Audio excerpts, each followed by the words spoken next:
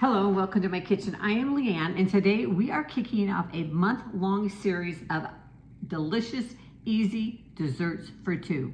They'd be perfect for a romantic Valentine's Day celebration or anytime.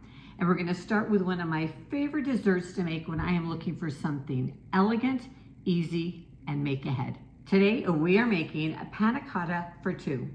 There is no baking involved, there is no special equipment, and just a handful of ingredients. It is a rich, creamy, silky dessert you are going to love. And we're going to be working with gelatin. So if you've never worked with gelatin before, no worries, I'll show you how to do it. All right, we're going to start by taking a half of a cup of whole milk. If you've got whole milk, that is the best because the more fat you have in the dessert, the better. But if all you have was 2%, you can probably get away with that, but we're also going to use heavy whipping cream in a few minutes. So we're starting out with a half a cup of whole milk, just in a small saucepan.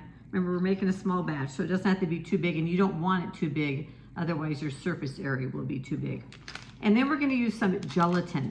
Now, this is plain, unflavored gelatin. This is not Jell-O, the flavored stuff, but you will find this right next to usually the Jell-O in the baking aisle. And so we're going to take just a teaspoon of this, and we're going to sprinkle it over the top of our milk, and then we're going to let it set for about 5 minutes so this gelatin can soften up. Now, if you're not familiar with panna cotta actually means cooked cream, and it is made by, we're gently going to heat up this milk and some cream, add in some sugar, a little vanilla. We're going to thicken it with the gelatin and then set it to chill in the refrigerator to let it firm up. It is a classic Italian dessert, one you will find on lots of menus in Italian restaurants. It has a smooth, silky texture, but the best part is just a few ingredients. After it's sat for 5 minutes, we're going to take it over to the stove, and just under some low heat, we're going to heat this up just until that gelatin totally dissolves into the milk. Stir it a few times, and then to test it, you just take a little bit of the milk between your fingers and rub it. And if you can still feel those granules of gelatin, let it heat a little bit more. The important thing is, do not let it come to a boil. You just want to warm it up to dissolve that gelatin. All right, we have got it all heated through. Now you have a decision to make. What kind of dish are you going to put it in? Today we're going to use these pretty glass dishes. I like that you can kind of see through them and see the panna cotta, but you can also use ramekins if that's what you have. Either one will work.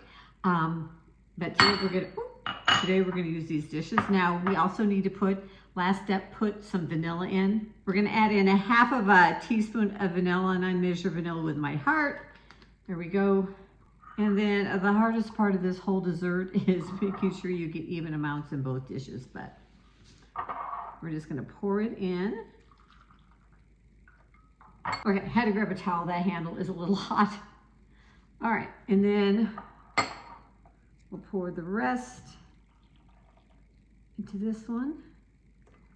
And then we're going to pop this into the refrigerator to let it chill. I like to do it the night before, but it needs at least 4 hours to kind of set up and get nice.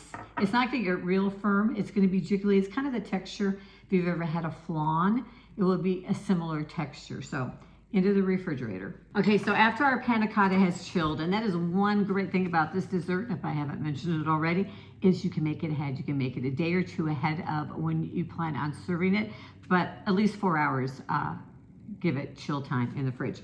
Covered it so we don't form that skin on top of the panna cotta. I'm gonna take that off. And now, if you had put it in a ramekin as another option, because you want to remove it from the dish, you can just run a knife around the top of it, maybe dip the bottom in a little bit of warm water for just a few seconds, and that should loosen it enough to take it out and put it on a plate. It makes a really pretty presentation if you want to serve it unmolded on a plate with some fruit. But today, we're going the easy way. We're going to eat it right out of this bowl. It's a pretty bowl. So, how I like to serve it, the easiest way to serve it is with fresh fruit. And today I have some strawberries. Now my strawberries weren't incredibly ripe or flavorful, so I added a little sugar to them, let them sit for about 15 minutes to macerate so that they are a little bit sweeter. But you can do whatever you want. A lot of people like to put like a strawberry syrup compote something like that on top. The options are limitless. One of my other favorite things to put on top of a panna cotta is a lemon curd with some fresh berries. So good. You could use a salted caramel sauce, a chocolate sauce, some chopped nuts.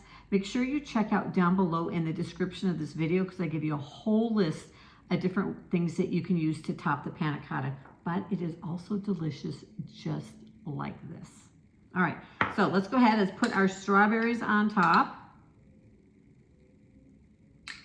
I like to kind of put them to the side here, but you can cover the whole top if you want. All right, let's give it a try. It is so yummy. I just love the simpleness of the flavor and the texture. It's so silky creamy. Thanks for joining me in the kitchen today. We'll see you next week for another fun dessert idea for two leading up to Valentine's Day.